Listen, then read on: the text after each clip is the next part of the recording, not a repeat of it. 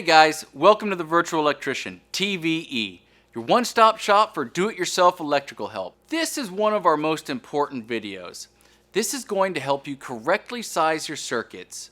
If you get through this video and you just want that extra assurance you did everything correctly, then visit thevirtualelectrician.com and schedule a virtual electrician to go through your plan with you. Let's get right to it. I'll try not to make your head spin. I'm proud of you fellas. You all kept your head on a swivel. This calculation we're going to talk about is in the Electrician's Bible, the Ugly's Handbook. This nifty little book has a lot of useful calculations and information about electricity. The calculation we are going to talk about is one of the simpler ones, the load calculation. The first thing you want to do is look at the spec sheet of the item you need to wire up. The spec sheet will tell you how many amps or watts it pulls and if the item is single pole or two pole. Single pole means it only uses one phase of the panel, so it's only using 120 volts. Two pole items use both phases of the panel, so it's 240 volts.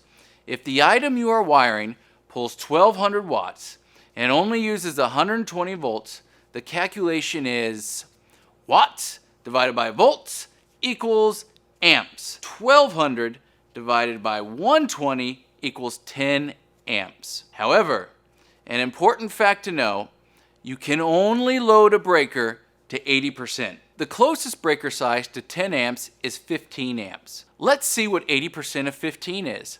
0.8 times 15 equals 12.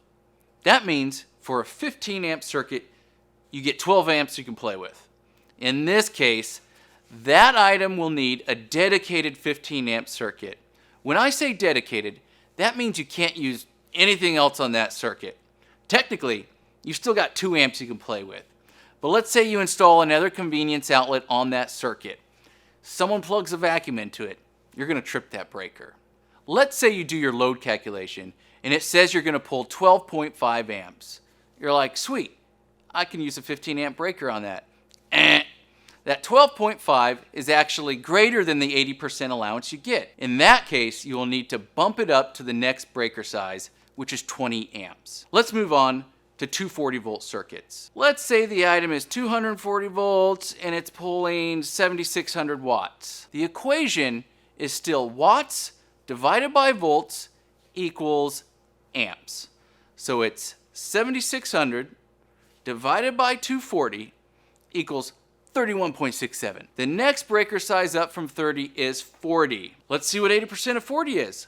0.8 times 40 equals 32. That is within your 80% allowance. So you would install a 2-pole 40 amp breaker, then look at your wire ampacity chart to see what size wire can carry 40 amps. Now you're ready to run the circuit. Let's figure out how many lights you can add to a 15 amp circuit. All you do is add up all the watts of the lights, divide it by 120, and stay under your 80% allowance of 12 amps.